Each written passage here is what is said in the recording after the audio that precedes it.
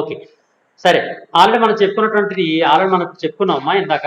అదేంటంటే బ్రింక్లర్స్ మెథడ్లో ఆక్సిజన్ ఏ విధంగా గుర్తించవచ్చు అనేటువంటి ప్రయోగంలో మొట్టమొదటి ఏం చేయాలి? ఒక బీఓడి బాటిల్ తీసుకుంటాం. ఓ బాటిల్ తీసుకొని ఆ బాటిల్తో చెరువులో ఉన్నటువంటి నీటిని అడుగునటువంటి నీటిని తీసుకొని దాన్ని జాగ్రత్తగా బయట ఉన్నటువంటి గాలితో రియాక్ట్ అవ్వకుండా మూత పెట్టిన తర్వాత దాన్ని జాగ్రత్త ల్యాబొరేటరీ తీసుకొచ్చి దానిలో ఈ బ్రింక్లర్స్ ఏ నేస్తాం.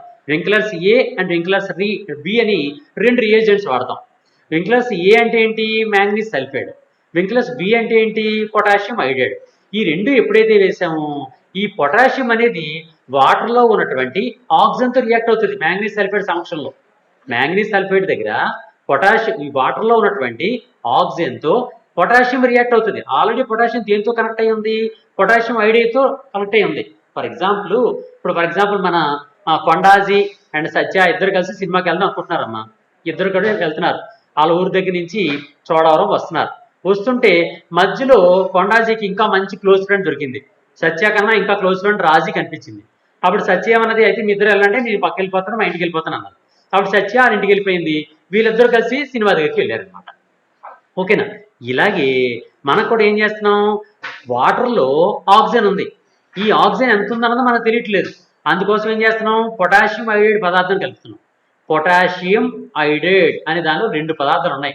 పొటాషియం ఉంది, ఐరన్ ఉంది. ఈ పొటాషియం అనేది ఏం చేస్తుంది? ఆక్సిజన్తో రియాక్ట్ అయిపోతుంది. ఆక్సిజన్తో ఎంత రియాక్ట్ అవుతుంది? ఎందులో ఎంత ఆక్సిజన్ ఉందో అంత ఆక్సిజన్తో ఈ పొటాషియం రియాక్ట్ అయింది. ఈ పొటాషియం ఐరన్ నుంచి విడిపోతుంది కదా.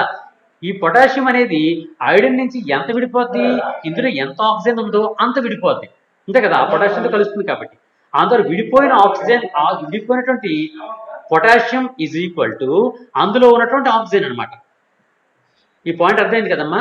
వాటర్లో ఉన్నటువంటి ఆక్సిజన్ అనేది ఎంత ఉంది అంటే బయటికి విడుదలైనటువంటి పొటాషియంతో ఈక్వల్.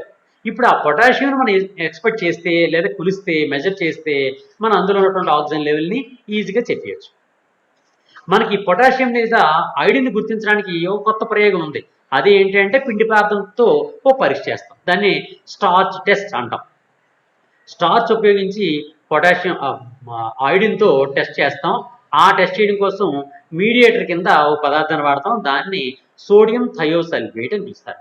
ఈ సోడియం థయోసల్ఫేట్ని పిండి పదార్థాన్ని ఉపయోగించి టైట్రేషన్ చేస్తాం. బ్యూరెట్ని, పిపెట్స్ని అండ్ బేకర్ ఉపయోగించి టైట్రేషన్ చేస్తే అది ఎంత టైట్రేషన్లో అయిందో, సోడియం థయోసల్ఫేట్ ఎంత యూజ్ చేసామో దాన్ని బట్టి మన ఆక్సిజన్ లెవెల్ ఎంత ఉంది అనేది నిర్ధారణ చేస్తూ ఉండొచ్చు అన్నమాట.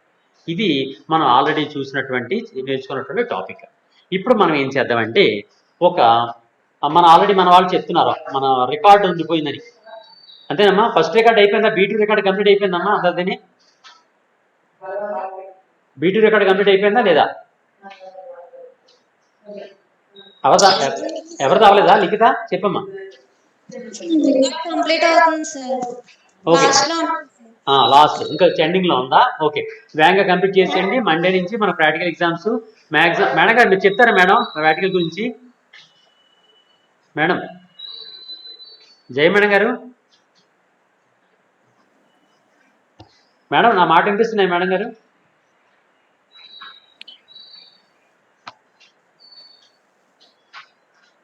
మేడం గారు ఉన్నారా మేడం? మేడం ఎగ్జిట్ అయిపోయారా? ఓకే ఓకే, సరేలేండి, మళ్ళీ జాయిన్ అవుతారేమోనండి.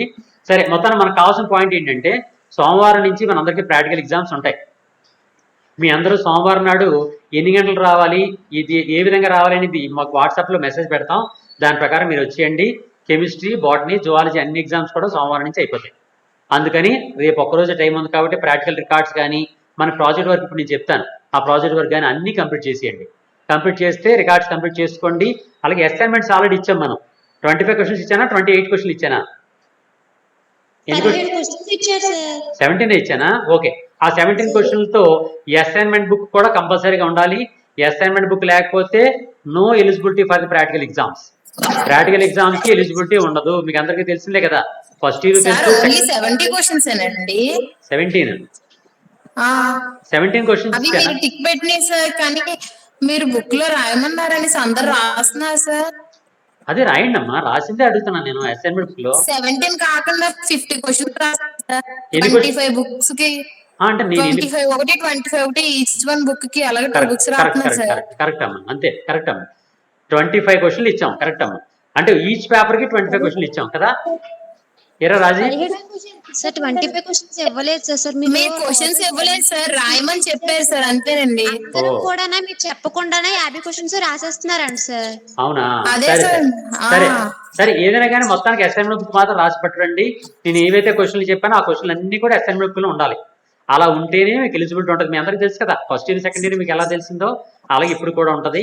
ఈ అసైన్మెంట్ బుక్ లో టోటల్ మనం ఏదైతే క్వశ్చన్స్ చెప్పుకున్నామో, ఏవైతే ఇంపార్టెంట్ క్వశ్చన్లు అని చెప్పుకున్నామో ఆ క్వశ్చన్స్ అన్ని కూడా రాసి ఉండాలి ఒకటి. రెండోది రికార్డు కంప్లీట్ చేసి ఉండాలి. రికార్డులో ఆల్రెడీ నేను క్వశ్చన్లు ఇచ్చాను, మీకు వాట్సాప్లో కూడా పెట్టాను, గ్రూప్లో పెట్టాను. అదొకటి రాసేయండి.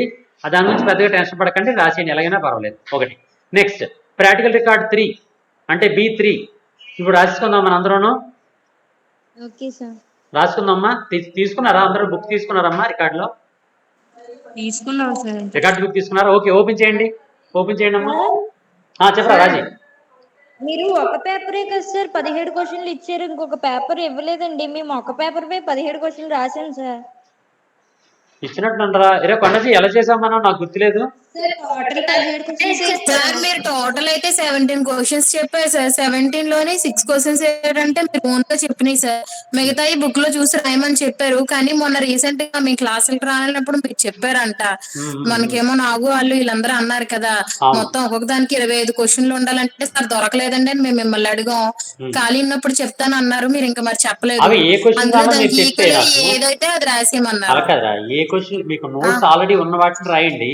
నోట్స్ ఏదైతే మీకు బాగాలేదో, మీ బుక్స్ లో బాగాలేదో ఆ క్వశ్చన్ నాకు చెప్తే నేను చెప్పుకుందాం. ఇప్పుడు చెప్పండి ఒక క్వశ్చన్. అయితే ఇప్పుడు సార్ ఇప్పుడు ఓన్లీ అయితే మేము 17 క్వశ్చన్స్ రాయాలా సార్? 17 కాదమ్మా, B2 అండ్ B3 రెండింటిలో రాయాలి కదా పేపర్లు, 2 పేపర్లు. అందుకనే ఇంక ఏవో క్వశ్చన్స్ ఉండాలి కదా అని చెప్పేసి 2 బుక్లోని 25 క్వశ్చన్స్ తీసి రాసేస్తాం సార్. ఇంక ఓకే, ఇదే అదే నేను రాయండి చెప్పకుండా. రాయండి రాయండి రాయండి అమ్మా, రాయండి. అలా రాసి సోమవారం పట్టురండి. మీకు ఏవైతే క్వశ్చన్స్ లేవనుకుంటున్నారో క్వశ్చన్స్ రాసి చూపించాలంటే కష్టం సార్. ఇప్పటికే రికార్డ్స్ అవుతున్నాయి, ఇంకా రికార్డులు అవి రాయాలి సార్. మరి రాయాలమ్మా, అసైన్మెంట్స్ రాయాలి, రికార్డ్స్ రాయాలి, మరి రాయాలి తప్పదు. మరి ఏం చేస్తాం? ఈ రోజు రాత్రి ఈ రోజు నుంచి రేపు నైట్ వరకు మన ఖాళీ టైం ఉంది. అదో నైట్ నిద్రపోకుండా సార్ రాసేయండి అన్ని తప్పదు. పెద్ద క్వశ్చన్స్ సార్.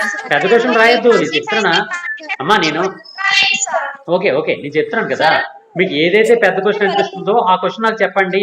నేను దాన్ని షార్ట్ చేసి తక్కువ ఫామ్లో ఇస్తాను నేను. ఓకేనా? ఆ క్వశ్చన్ విడిచిపెట్టండి. మన సోమవారం వచ్చినప్పుడు నేను నోట్స్ చెప్పేస్తాను మిగిలిన దానికి. ఏవైతే మీకు డిఫికల్ట్ గా అనిపిస్తాయో అలా కాదు సార్, ఎస్ఏ క్వశ్చన్లు అన్ని మాక్సిమం అన్ని 2-3 పేజెస్ ఉన్నాయి సార్, పెద్దవేనండి. అమ్మాయి కొండజీ ఒక నిమిషం ఆగు సార్. చెప్పరా సార్ ఎప్పుడు మీరు ఏ క్వశ్చన్లు అయితే ఇస్తారో మేము అవే తీసుకొని ఎగ్జామ్ కూడా ఓన్లీ ఆ క్వశ్చన్లే చదువుకొని ప్రిపేర్ అవుతాం సార్. అవునమ్మా, అవును. ఈసారి మీరు ఒక పేపరే 17 క్వశ్చన్లే చెప్పారు సార్, మిగిలినవి ఇంకా చెప్తారా అనుకుని మేము ఉన్నాము. మాకు నచ్చినవి రాసిస్తే మేము ఎగ్జామ్ కి ఏ క్వశ్చన్లు చదువుతాము సార్. వద్దులే, అలా వద్దులేండి. నేను చెప్తాను, ఆల్రెడీ చెప్పాను అనుకుంటున్నానమ్మా. నేను చెప్పలేదా ఏంటి? చెప్పలేదు సార్. అవునా? నోట్ చేసుకోండి అమ్మా, నోట్ చేసుకోండి. నోట్ చేసుకుని ఇప్పుడు చెప్పేద్దాం. ఏం చెప్పాను? B2 చెప్పాను, B3 చెప్పాను క్వశ్చన్లు. అవి important questions. Last time B2 చెప్పారు సార్. B2 చెప్పానా? B2లో ఎన్ని 17 క్వశ్చన్స్ చెప్పానమ్మా? 17ఆ? అవును సార్. ఓకే 17 చెప్పారు సార్. ఓకే. B3 నోట్ చేసుకుంటారా? B3 నోట్ చేసుకొని చెప్తాను. మనం ఆల్రెడీ ఏవైతే ఎక్స్ప్లెయిన్ చేసుకున్నామో అవేనమ్మా, ఇంక అంతమించి ఏం కాదు. మనం రోజు ఎక్స్ప్లెయిన్ చేసి ఒక్కొక్క క్వశ్చన్ చెప్పుకుంటున్నాం, వాటినే చెప్తాను అంతే. క్వశ్చన్ రాయండి. ఫస్ట్ క్వశ్చన్ B3లో యూనిట్ 1 రాసుకోండి అమ్మా. B3లో యూనిట్ 1 రిగర్ మార్టిస్ గురించి ఒక వ్యాసము వ్రాయుము.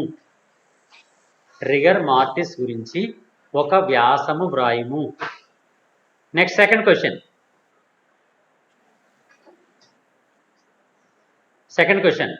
నిల్వ చేసే పద్ధతులలో ఉన్న ముఖ్య సూత్రాలను గురించి వివరించుము.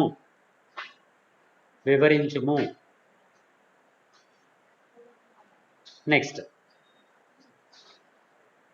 చేపలను రవాణా చెందించుటలో మరియు నిల్వ చేయుటలో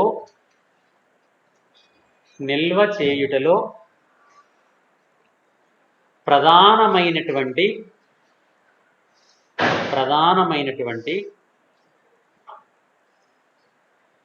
విధానాలను వివరించుము. Next question.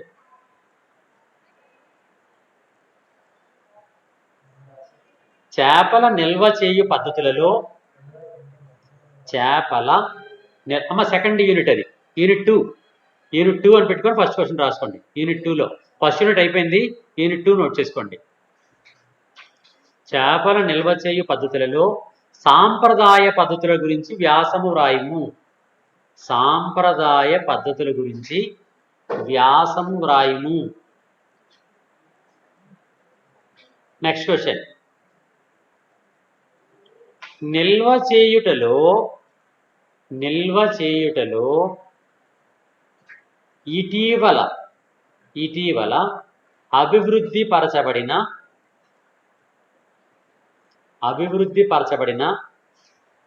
అధునాతన పద్ధతుల గురించి వ్యాసము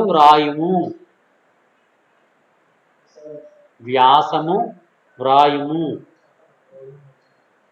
next question.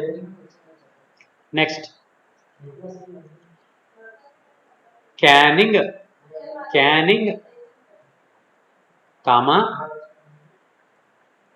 AFD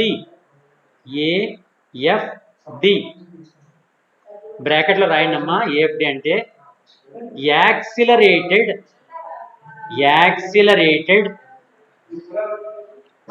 freeze drying.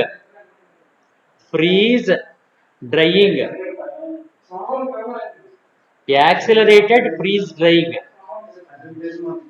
లను వివరించుము.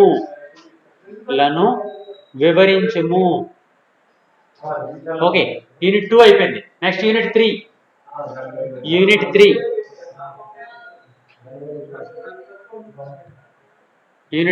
First question. చేపల నుంచి ఉత్పత్తి కాబడే వివిధ ఉత్పత్తుల గురించి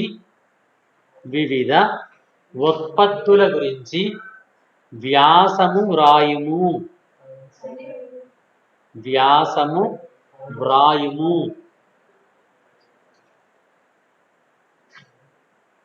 నెక్స్ట్ క్వశ్చన్.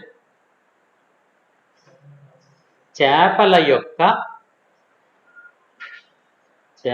యొక్క ఉప ఉత్పత్తులు బ్రాకెట్లో బై ప్రొడక్ట్స్ తెలుగులో రాసేయనమ్మా. బై ప్రొడక్ట్స్ బ్రాకెట్లో వచ్చేయండి. ల గురించి ఒక వ్యాసము వ్రాయుము.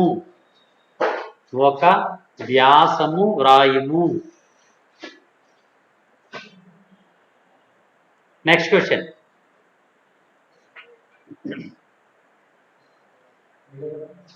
ఫిష్ సలాడ్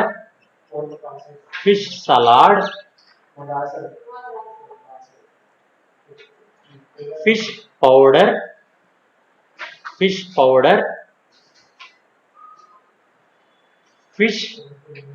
ప్రోటీన్ కాన్సన్ట్రేట్ లను వివరించుము. ఇవి షార్ట్ ఆన్సర్లు వస్తాయమ్మా. లను వివరించుము. నెక్స్ట్ క్వశ్చన్ అమ్మా ఏంట్రా? ఫిష్ ప్రోటీన్ కాన్సన్ట్రేట్ అమ్మా. ఫిష్ ప్రోటీన్ కాన్సన్ట్రేట్ లా గురించి వివరించుము. Next question. Isinglass isinglass comma unit 3 sir. Isinglass అమ్మా ఐసింగ్ ISING ఐసింగ్ యూనిట్ 3లోనే సార్ కంటిన్యూషన్. 3 అమ్మా యూనిట్ 3. యూనిట్ 3 కొంచెం పెద్దది అనమాట. Isinglass comma shark fin లను వివరించుము. ఐసింగ్ గ్లాస్ తెలుసు కదా మీ అందరికీ. ఐసింగ్ గ్లాస్ ఎందుకు వాడతారో ఐసింగ్ గ్లాస్ అలా చెప్పుకున్నాం మనం. ఎందుకు ఉపయోగిస్తారమ్మా ఐసింగ్ గ్లాసు గుర్తుందా? మర్చిపోయారు చెప్పుని. ఐసింగ్ గ్లాస్ ఎందుకు ఉపయోగిస్తారంటే ఆల్కహాల్ని శుభ్రపరచడానికి ఉపయోగిస్తారు, అంతే కదా. ఆల్కహాల్ అంటే తెలుసు కదా, ఇప్పుడు అంటారు కదా బీరు ఇవి ఉంటాయి కదా, విస్కీ ఇలాంటివి ఉంటాయి కదా, ఇలాంటివి ఆల్కహాల్ తయారు చేస్తారు కదా. ఆ ఆల్కహాల్ తయారు చేస్తున్నప్పుడు దాన్ని శుభ్రం పరచడం కోసం ఐసింగ్ గ్లాస్ ఉపయోగిస్తూ ఉంటారు అనమాట. ఆ ఐసింగ్ గ్లాస్ గురించి మనం వివరించాలి. Okay, next question.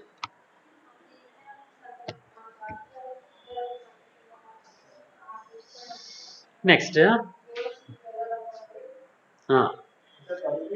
సముద్ర కలుపు మొక్కలు ఇవన్నీ ఆల్రెడీ చెప్పించుకున్నాం మనం. మీరు సొంతంగా కూడా చెప్పగలరు అనుకుంటున్నాను, మనం ఆల్రెడీ చెప్పుకున్నాం కాబట్టి. సముద్ర కలుపు మొక్కలు యొక్క ఆహార ప్రాముఖ్యత గురించి వివరించండి. ఆహార ప్రాముఖ్యత గురించి వివరించుము. అలాగే ఇంకో క్వశ్చన్. సముద్ర కలుపు మొక్కలు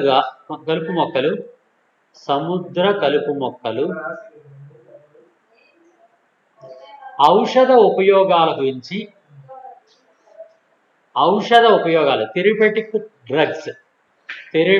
డ్రగ్స్ అంటారు దాన్ని. ఔషధ ఉపయోగాల గురించి వివరించండి.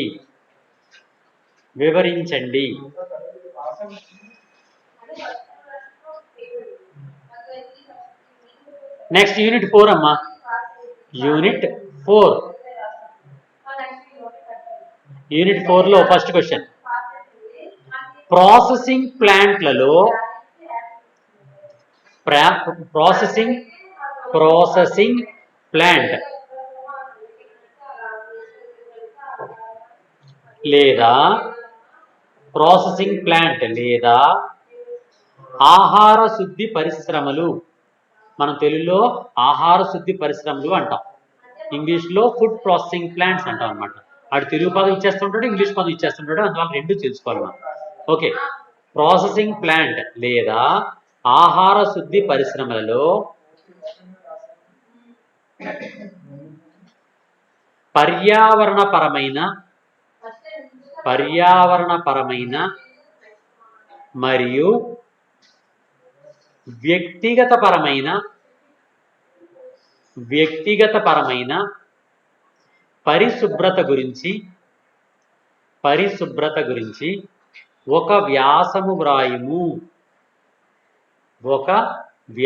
వ్రాయుము.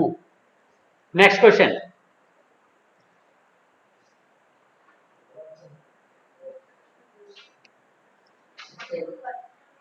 మత్స్యాలు మరియు మత్స్య ఉత్పత్తులు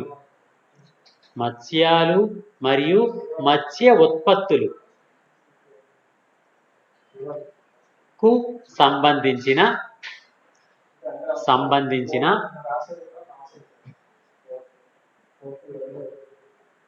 క్వాలిటీ కంట్రోల్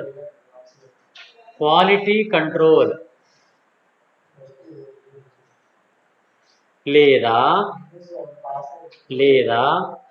నాణ్యతా ప్రమాణాలు గురించి వ్యాసము వ్రాయుము.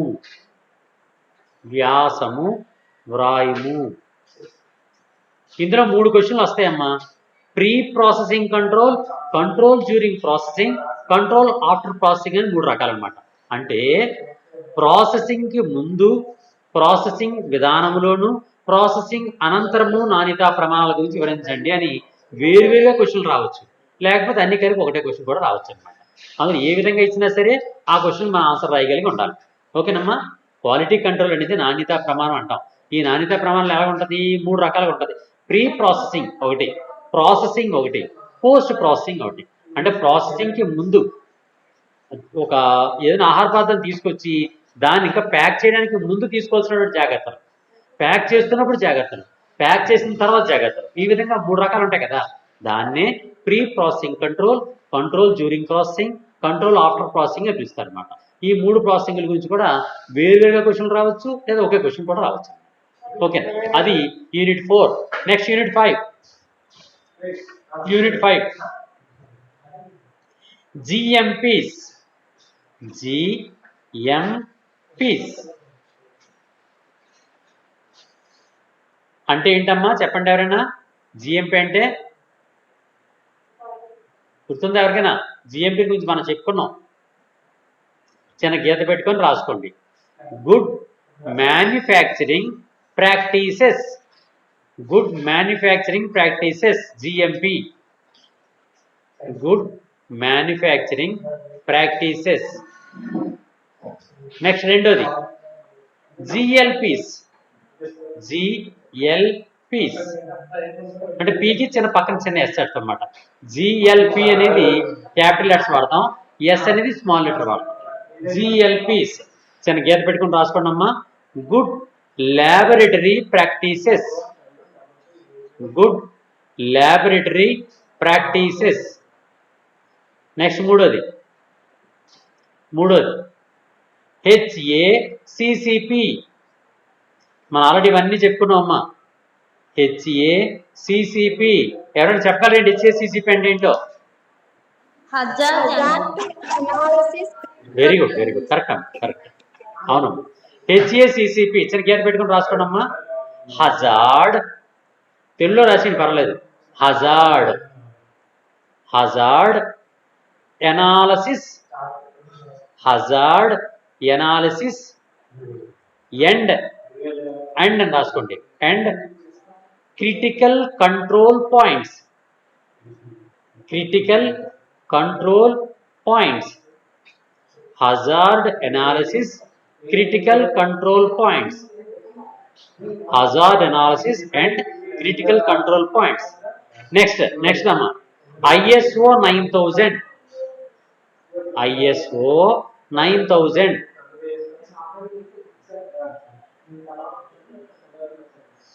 Next question codex ఎలిమెంటారియస్.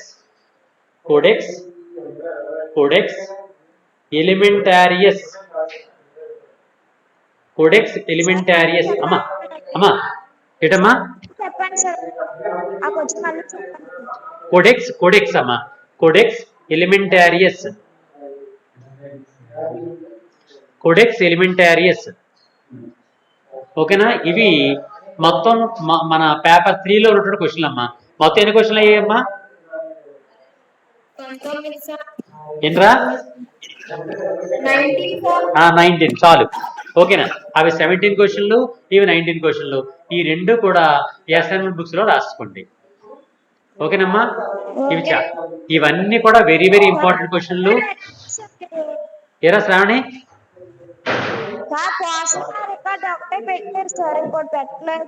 ఇప్పుడు చెప్తానమ్మా,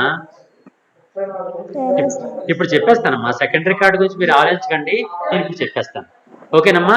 ఓకే, ఇది క్లియర్ అయిపోయింది కదమ్మా. ఇప్పుడు మనకి అసైన్మెంట్స్ అనే విషయం క్లియర్ అయిపోయింది. ఇప్పుడు మనం ఏం చేద్దామంటే రికార్డు తీయండి. రికార్డు అమ్మా. సార్ ఆక్వాకల్చర్ మేనేజ్మెంట్ ఏమో 4 యూనిట్లే చెప్పారు సార్ ఇంపార్టెంట్ క్వశ్చన్లు. 4 యూనిట్స్ చెప్పానమ్మా.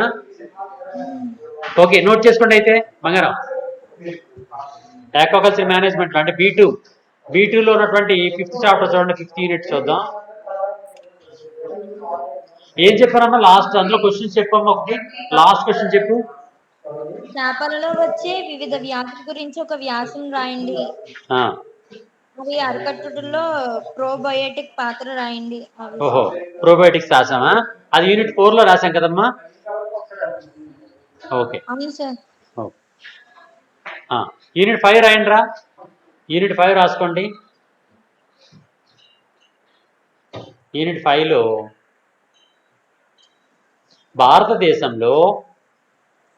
భారతదేశంలో మత్స్య మార్కెట్ పద్ధతుల గురించి ఒక వ్యాసము వ్రాయుము. Next second question. భారతదేశంలో మత్స్య పరిశ్రమపై ఇచ్చే శిక్షణ వసతుల గురించి వ్యాసము రాయుము.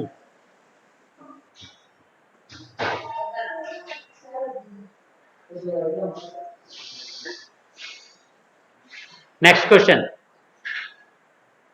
ట్రాన్స్జెనిక్ అమ్మా చెప్పరా శ్రీదేవి, నీ మాట వినిపించట్లేదమ్మా, సిగ్నల్ ప్రాబ్లం ఉందా? ఏం లేదు sir. Okay okay. Next question అమ్మా. ట్రాన్స్జెనిక్ చేపలు ట్రాన్స్జెనిక్ చేపలు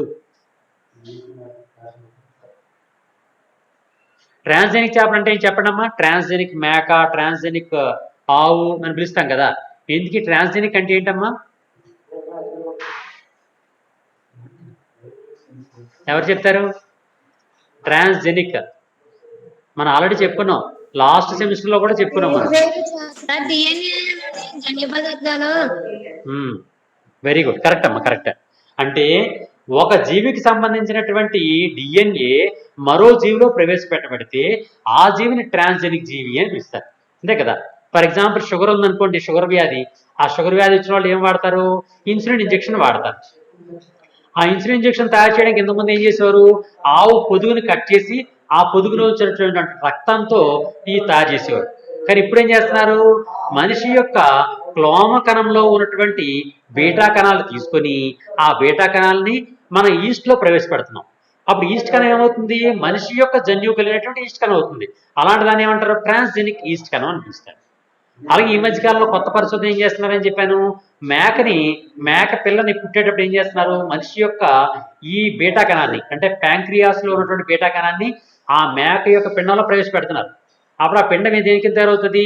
మనిషి యొక్క క్లోమ కణం కలిగినటువంటి మేక కింద తయారవుతుంది. అటువంటి మేకనే ట్రాన్స్జెనిక్ మేక అని పిలుస్తారు. ఈ ట్రాన్స్జెనిక్ మేక నుంచి ఉత్పత్తి అయిన పాలు ఉంటాయి కదా, ఆ పాలు తాగేస్తే మనకి ఇంక ఇంజక్షన్స్ చేయక్కర్లే. షుగర్ వ్యాధి వచ్చినా సరే ఇంజక్షన్ చేయకుండా ఆ పాలు తాగేస్తే మనకు సమస్య క్లియర్ అయిపోతుంటుంది. అలాంటి దాని మీద పరిశోధన చేస్తున్నారు. దాన్ని ట్రాన్స్జెనిక్ యానిమల్స్ అని పిలుస్తారు. ఓకేనా? వాటిని transgenic fishes, transgenic గోడ్స్, transgenic sheeps అని పిలుస్తూ ఉంటాం. ఇప్పుడు మనం చెప్తున్న టాపిక్ ఏంటంటే ట్రాన్స్జెనిక్ ఫిష్, రైట్? ట్రాన్స్జెనిక్ చేపలు. Next question. నెక్స్ట్ క్వశ్చన్ అమ్మా. సంయోగ బీజాల యొక్క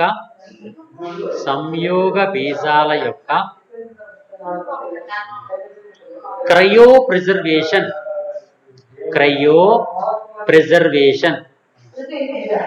సంయోగ బీజాల యొక్క క్రయో ప్రిజర్వేషన్ అంటే ఎవరికైనా తెలుసా అమ్మా? క్రయో ప్రిజర్వేషన్ అంటే ఏంటి? క్రయో ప్రిజర్వేషన్ తెలుసా ఎవరికైనా?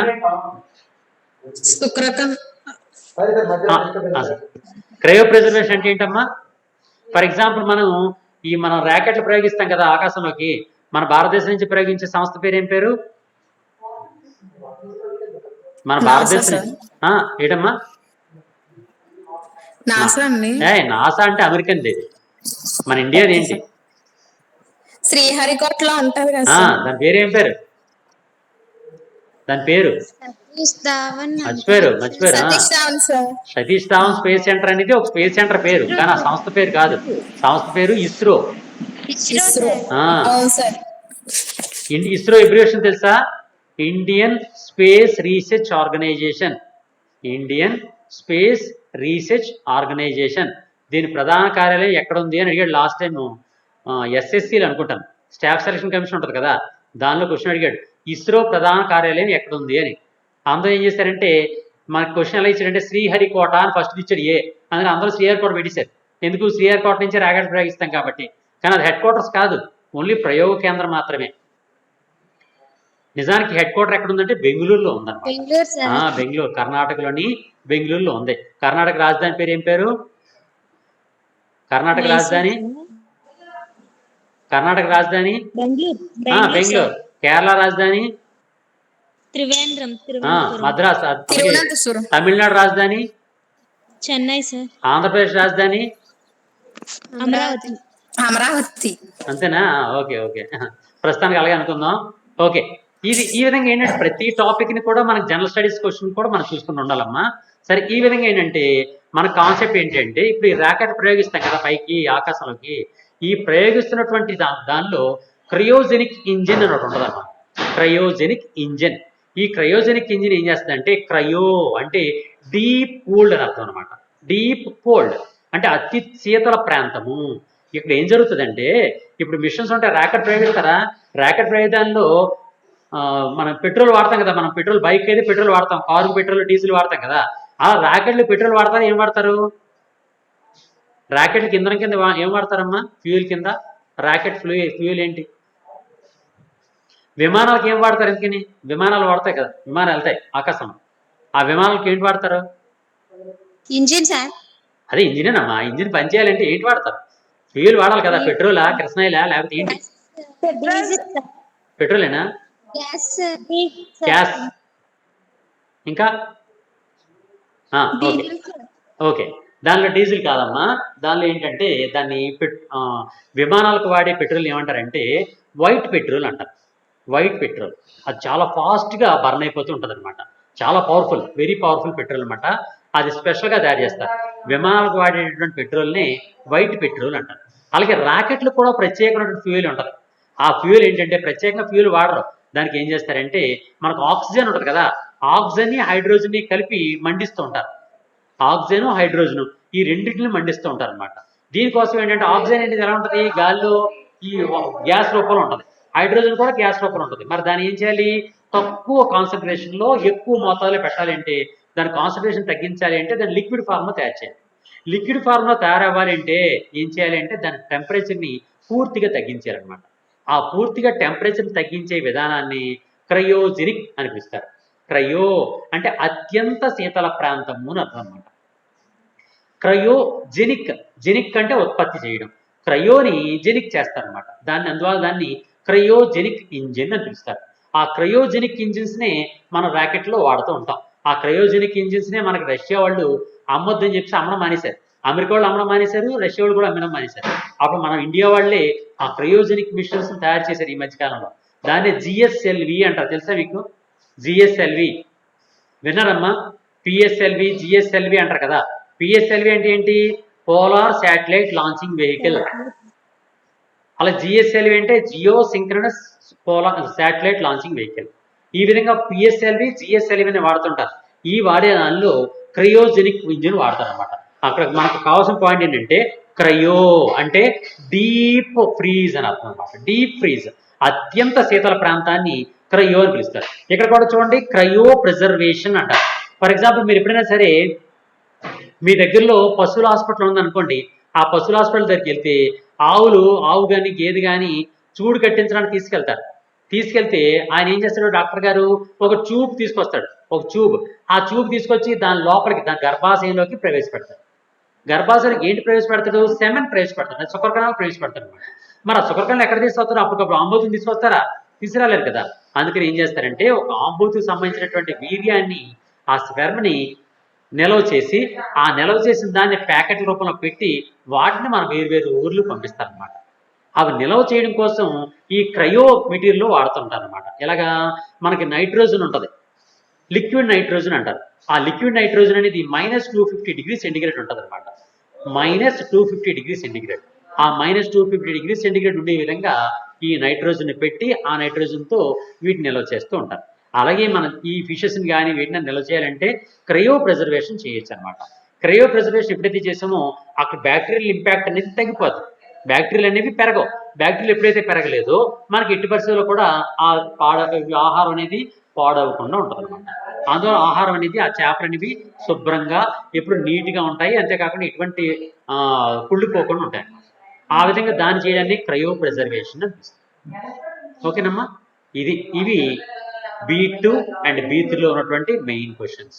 ఓకే, రెండు క్లారిటీ వస్తుంది కదా. ఇప్పుడు రికార్డ్ తీయండి అమ్మా.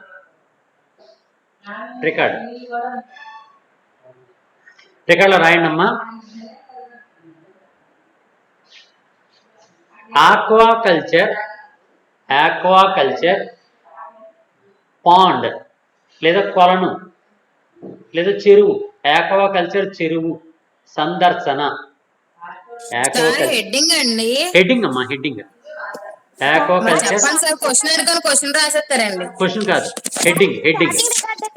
ఒకటే క్వశ్చన్ రాద్దాం, ఒకటే, ఎక్కువ రాయదు, ఒకటే. శ్రావణి ఏది చెప్తున్నామ్మా? శ్రావణి స్టార్టింగ్ అదే B4 అమ్మా, B4 ఓకేనా. B4లో రాయండి. B4లో రాసుకుందామా. ఆక్వాకల్చర్ చెరువు సందర్శన. ఆక్వాకల్చర్ చెరువు సందర్శన.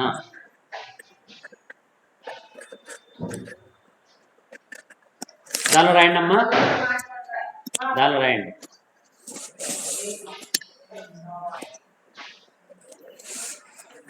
ఉద్దేశ్యము సైడింగ్ పెట్టండి, సైడ్ హెడ్డింగ్ ఉద్దేశ్యము అని పెట్టండి. దానిలో రాయండి. ఆక్వాకల్చర్ చెరువులోని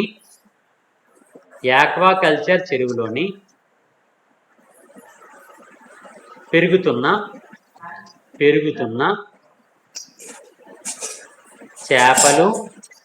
చేపలు వాటి పెంపక విధానము,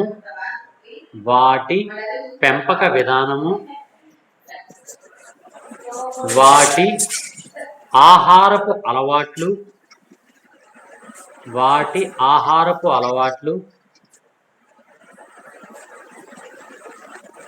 యాజమాన్య పద్ధతులు,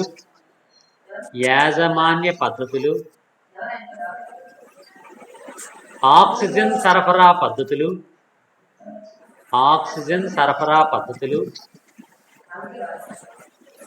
ఆహార సరఫరా పద్ధతులు, చెరువులో పెరుగుతున్న స్లోగా చెప్పండి అమ్మా. ఏంట్రా స్లోగా. ఓకే, ఏం చెప్పాను, ఎంతవరకు రాసుకున్నారు మీరు? చెరువులో పెరుగుతున్న శైవల శిలీంద్ర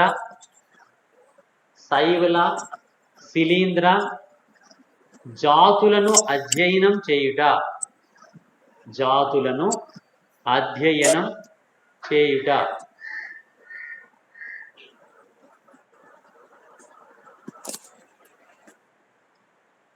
విధానము సైడింగ్ పెట్టండమ్మా. విధానము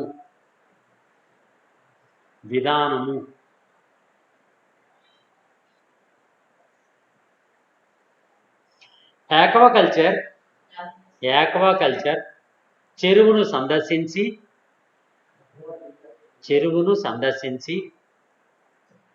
ప్రత్యక్ష పరిశీలన చేయుట. ప్రత్యక్ష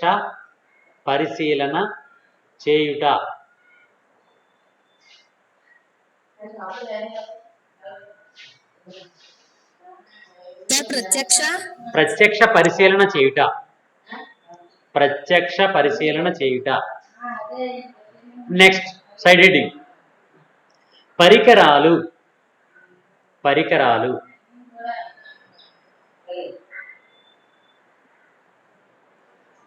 రికార్డ్, డైరీ, డైరీ,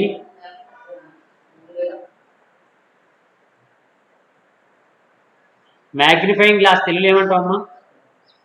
భూతద్దం, భూతద్దం, భూతద్దం, థర్మామీటర్, థర్మామీటర్, థర్మామీటర్,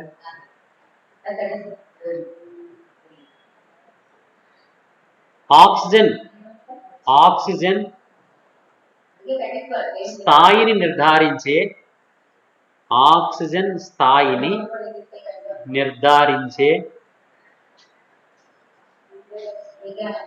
పరికరాలు, పరికరాలు మొదలైనవి, మొదలైనవి. నెక్స్ట్ రైడింగ్ విధానము, విధానము చోడవరం, చోడవరం గవర్నమెంట్ డిగ్రీ కళాశాల, డిగ్రీ కళాశాల విద్యార్థులమైన మేము, విద్యార్థులమైన మేము డాష్ తేదీన, ఆ డాష్ తర్వాత రాద్దాం, డేట్ చూసుకొని అప్పుడు రాద్దాం. డాష్ తేదీన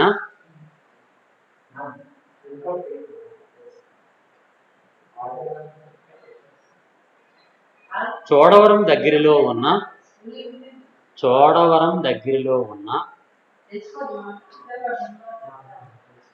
చేపల పెంపక కేంద్రాన్ని, చేపల పెంపక కేంద్రాన్ని సందర్శించితిమి, సందర్శించితిమి.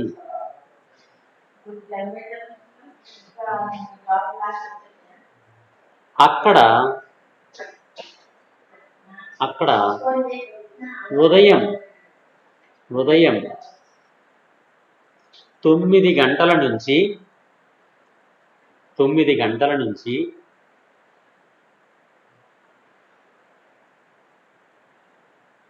వారు అనుసరిస్తున్న, వారు అనుసరిస్తున్న వివిధ యాజమాన్య పద్ధతులను, వివిధ యాజమాన్య పద్ధతులను పరిశీలించడం జరిగినది, యాజమాన్య పద్ధతులను పరిశీలించడం జరిగినది.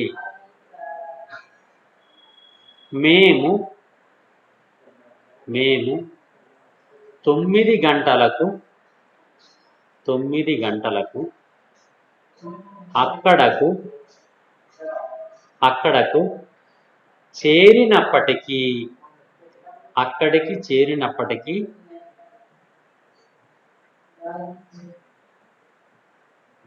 వివిధ, వివిధ ఆహారపు తొట్టెలలో, వివిధ ఆహారపు తొట్టెలలో ఆహారమును వేసి, ఆహారమును వేసి చెరువులో, చెరువులో ఆ తొట్టెలను, ఆ తొట్టెలను ఒక క్రమ పద్ధతిలో, ఒక క్రమ పద్ధతిలో ఉంచడం జరిగినది, ఉంచడం జరిగినది.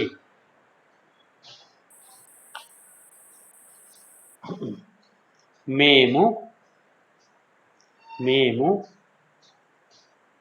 ఆ ఆహారపు తొట్టెల యొక్క, ఆ ఆహారపు తొట్టెల యొక్క ప్రాముఖ్యత కొరకు, ప్రాముఖ్యత కొరకు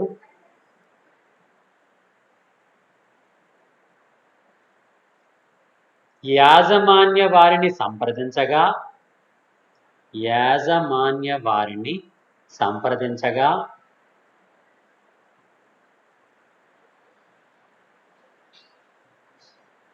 ఆహారం తొట్టిలో వేయడం వలన, ఆహారం తొట్టెలలో వేయడం వలన ఆహారపు వృధాను అరికట్టవచ్చునని తద్వారా ఆహారంపై మనము పెట్టే పెట్టుబడిని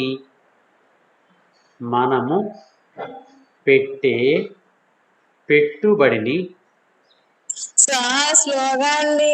అమ్మో ఇంకా స్లోగనా? సార్ ఎంత స్పీడ్ గా చెప్తున్నారండి. అవునా, నేను చాలా స్లో చెప్తున్నాను అనుకుంటున్నా అమ్మా. ఓకే అందరు రాసేయగలుగుతున్నట్టున్నారు, నేను రాలేకపోతున్నాండి. అమ్మ ఎవరు మరి రాస్తున్నారమ్మా? రాస్తున్నట్టు అనిపిస్తున్నదా? అంతేనా? రాస్తున్నారా? మరి కొండాచి రాయలేకపోతుందట పాపం. సాయి రాస్తున్నారా? సాయి చెప్తున్నారా? రాస్తున్నావా? సాయి రాసేస్తుంది, కొండాచి రాయలేకపోతుంది. సాయి రాసేస్తండి. కొండాచి భోంచే తద్వారా ఆహారంపై పెట్టుబడులు. కొండాచి మధ్యాహ్నం భోంచేయలేదు. అవును సార్, నిజమేనండి. అదే అనుకున్నాను, నాకు తెలుసు కదా. సరే చెప్పరా ఏంటన్నావు? ఆహారంపై పెట్టే పెట్టుబడులను తగ్గించుకోవచ్చునని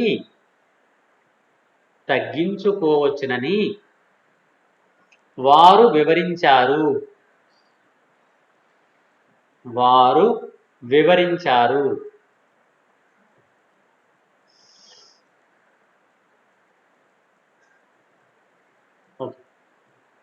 మరికొద్దిసేపటకు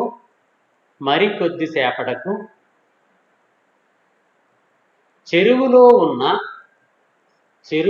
ఉన్న ఏరేషన్ యంత్రాలను సుమారు 11 గంటల సమయంలో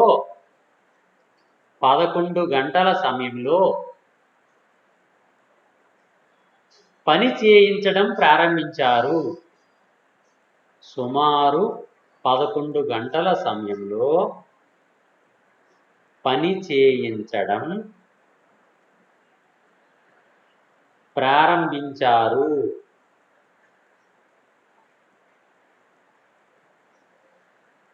దీని కొరకై మేము వాకబు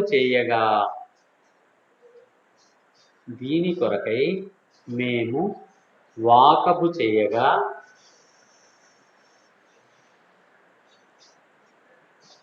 మధ్యాహ్న సమయములో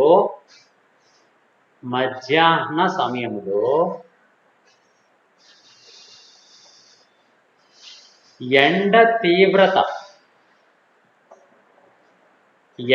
తీవ్రత అత్యధికముగా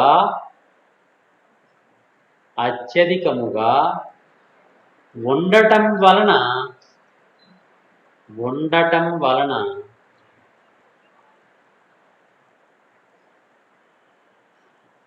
చెరువు నీటిలోని ఆక్సిజన్ స్థాయిలు తగ్గిపోతాయని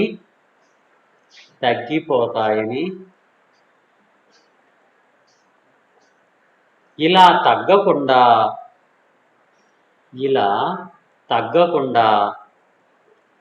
ఏరేషన్ యంత్రాలను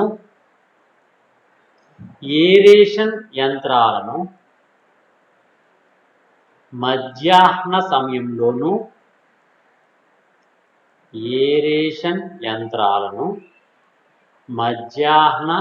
సమయంలోను మరియు ఉష్ణోగ్రతలు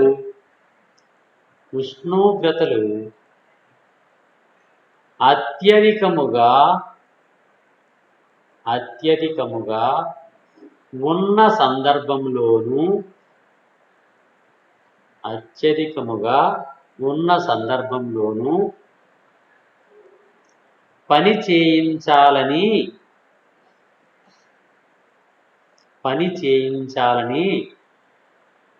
వారు తెలిపారు. వారు తెలిపారు. ఇలా ఇలా పని చేయించకపోతే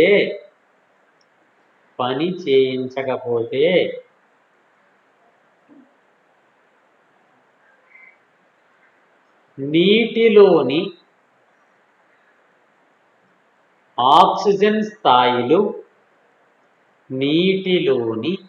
ఆక్సిజన్ స్థాయిలు ప్రమాదకర పరిస్థితులకు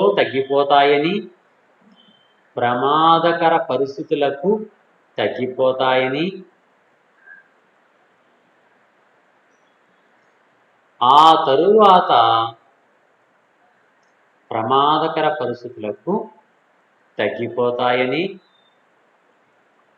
ఆ తరువాత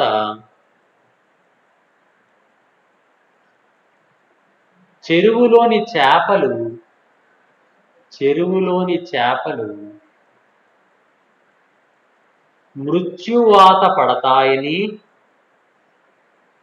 మృత్యువాత పడతాయని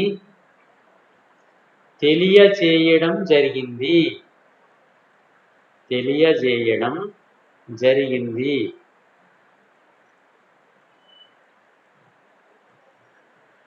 ఓకే, తర్వాత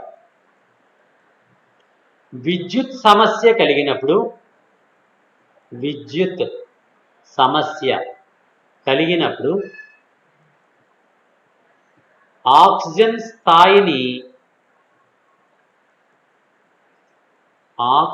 స్థాయిని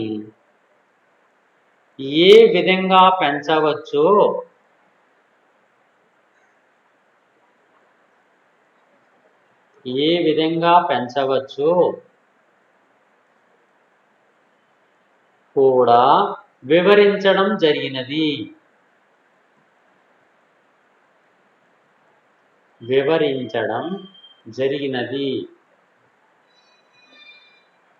ఇటువంటి సమయంలో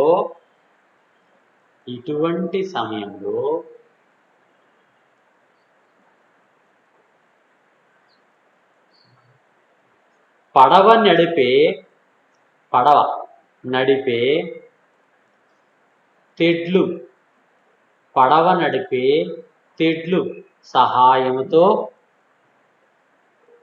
నడిపే తెడ్లు సహాయంతో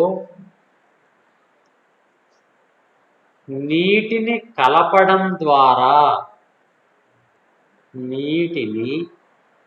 కలపడం ద్వారా ఆక్సిజన్ స్థాయిలు పెంచవచ్చు.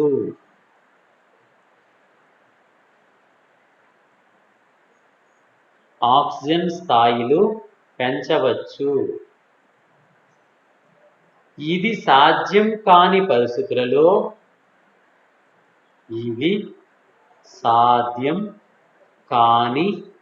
పరిస్థితులలో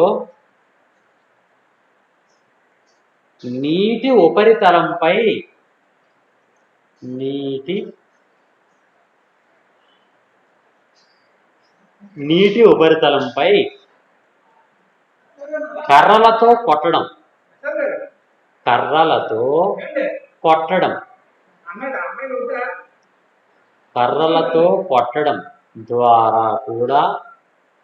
కర్రలతో కొట్టడం ద్వారా కూడా ఆక్సిజన్ స్థాయిని పెంచవచ్చు.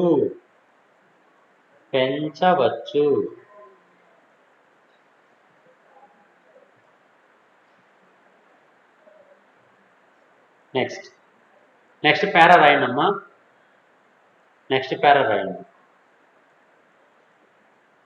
ఆక్వాకల్చర్లో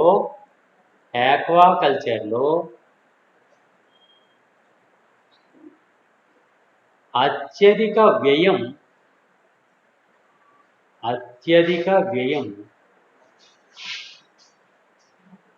చేపల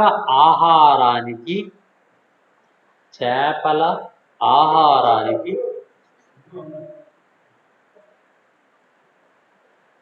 వినియోగించడం జరుగుతుంది.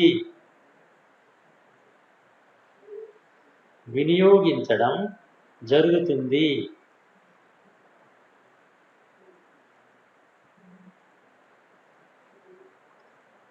చెరువులోని చేపలకు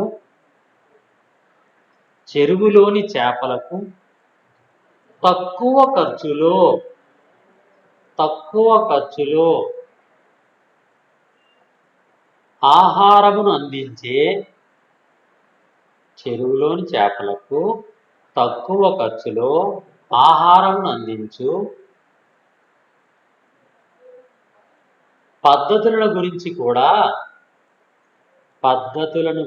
కూడా మేము తెలుసుకున్నాము.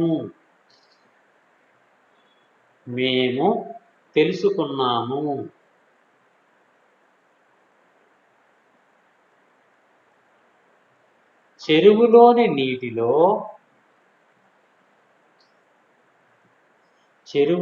నీటిలో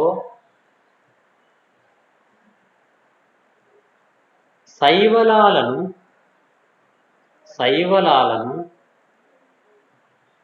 మరియు నీటి మొక్కలను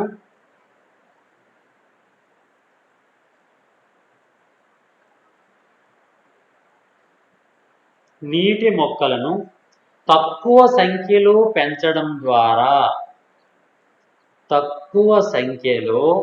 పెంచడం ద్వారా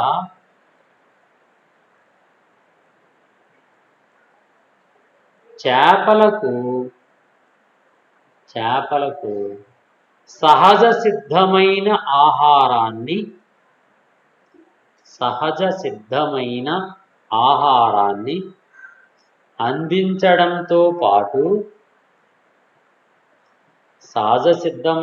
ఆహారాన్ని అందించడంతో పాటు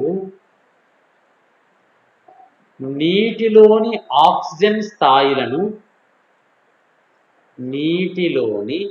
ఆక్సిజన్ స్థాయిలను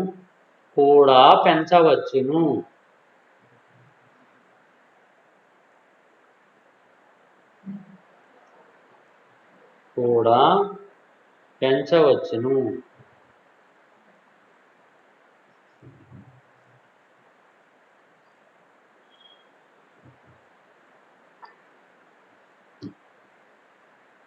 ఓకేనా? అది ఆక్సిజన్ లెవెల్ గురించి అండ్ ఆహారం గురించి. ఇంకో నెక్స్ట్ దానిలోనే కంటిన్యూ చేయండి అమ్మా.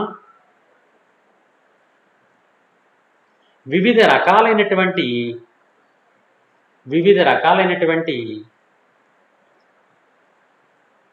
తక్కువ ఖర్చులో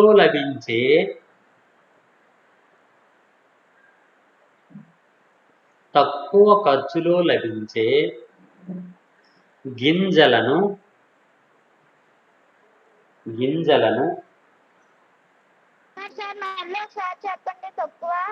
అమ్మా ఏట్రా శ్రావణి,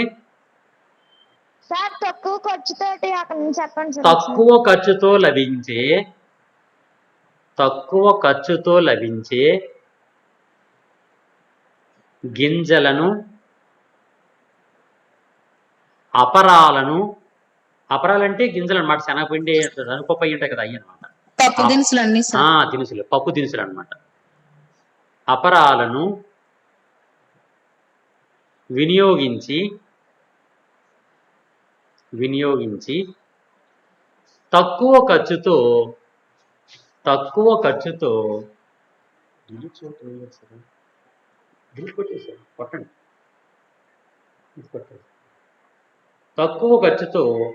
ఆహారాన్ని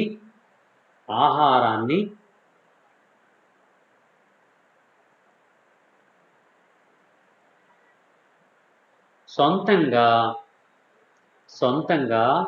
తయారు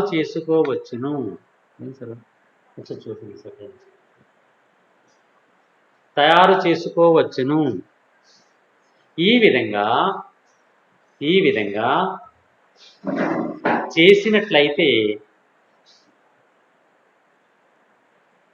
ఆహారానికి పెట్టే పెట్టుబడిని తగ్గించుకోవచ్చును. తగ్గించుకోవచ్చును. నెక్స్ట్,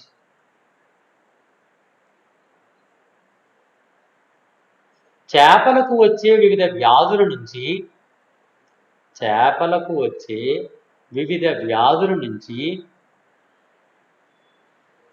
సార్ దాని కంటిన్యూషన్ వేరే పేరా అమ్మా, వేరే పేరా రాయండి, వేరే పేరా రాయండి. సార్ చెప్తారు.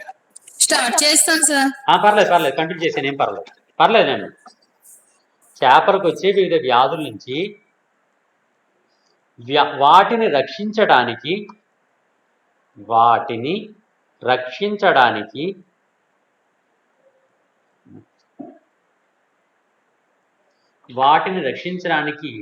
ఎప్పటికప్పుడు వ్యాక్సిన్లను మరియు బలవర్ధక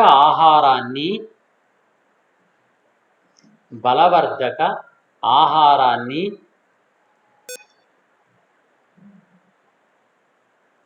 అందిస్తూ ఉండాలి.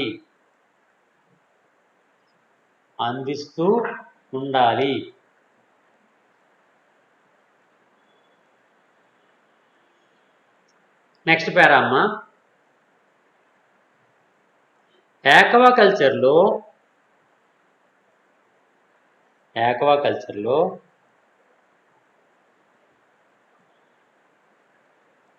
చేపల పెంపకంతో పాటు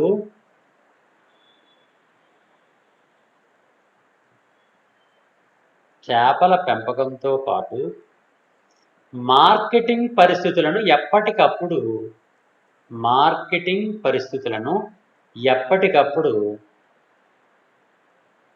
అంచనా వేస్తూ ఉండాలి.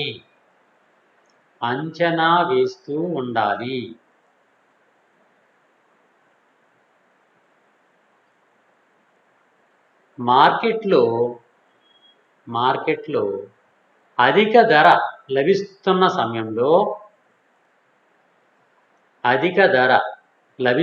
సమయంలో మనము పెంపకం చేసిన మత్స్య ఉత్పత్తులను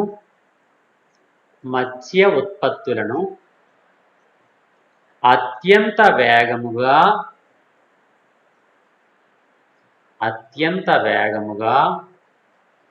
మార్కెటింగ్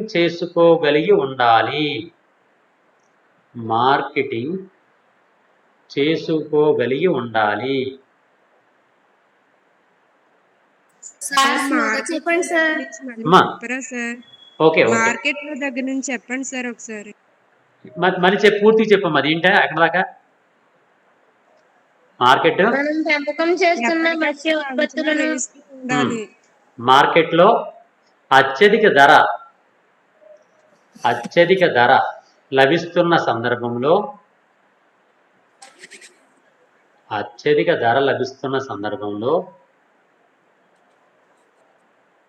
వేగంగా మార్కెటింగ్ చేసే పరిస్థితులను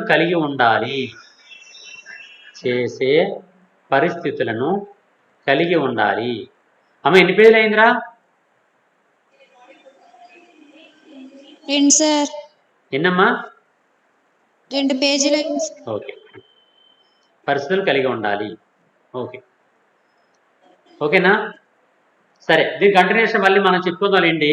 ఇప్పుడు చాలా టైం అయిపోయింది, నాది ఛార్జింగ్ ఒకటి అయిపోయిందమ్మా. ఓకేనా? మన వాళ్ళు కూడా చాలా మంది బోర్పడిచినట్టు ఉంది. ఈరోజు ఎంత 28 మంది వచ్చారు, ఇప్పుడు ఒక 19 మంది అయిపోయారు, తగ్గిపోయారు. 28 మెంబర్స్, అప్పుడు 11 మంది ఎగిరిపోయారు అప్పుడే. ఇప్పుడు ఓన్లీ 19 మెంబర్సే ఉన్నారు. అందుకే మీకు కూడా ఓకే నశించిపోతుందని నాకు అనిపిస్తుంది. అందుకని మళ్ళీ దాని కంటిన్యూషన్ సోమవారం మీరు వస్తారు కదా, అప్పుడు మిగిలిన మాట్లాడుకుంటాం. ఏటమ్మా? సార్ ఇప్పుడు B2 పేపర్ ఉంది కదా సార్, ఈ 17 క్వశ్చన్స్ సరిపోతాయండి? చాలమ్మా, చాలు. అది 17 క్వశ్చన్స్, B3లో 19 క్వశ్చన్స్. ఈ 2 అసైన్మెంట్స్ రాసేయండి. ఓకేనమ్మా? అమ్మా శ్రావణి మీకు 4 క్వశ్చన్స్ ఒరే శ్రావణి కోపం వచ్చింది చెప్పండి. శ్రావణి చెప్పరా శ్రావణి? కొంచెం చెప్పాలి కదా సార్, మళ్ళీ మీరు లాస్ట్ లో చెప్పారు కదా సార్ 50 మీకు. అవునమ్మా, కరెక్ట్ అమ్మా, నిజమే అమ్మా. B2లో అడిగింది కదా సార్ 15 మినిట్స్ చెప్పలేదని అడిగితే 4 క్వశ్చన్స్ చెప్పారు కదా సార్. కరెక్ట్. మనకి B2లో 17 క్వశ్చన్స్ ప్లస్ 4 క్వశ్చన్స్ ఇప్పుడు చెప్పాను, అంటే టోటల్ 21 క్వశ్చన్స్ అవుతాయి. అవి 21 క్వశ్చన్స్ B2లోని, B3లోనేమో 19 క్వశ్చన్స్. ఓకేనా? ఈ 2 క్వశ్చన్లు కూడా మీరు కంప్లీట్ గా చదువుకోవాలి. ఓకేనా? ఇంకా అసైన్మెంట్ 17 క్వశ్చన్స్ రాస్తామండి. అలాగే చేయండి కొన్ని. ఓకే, మీ మాట ఎప్పుడు నేను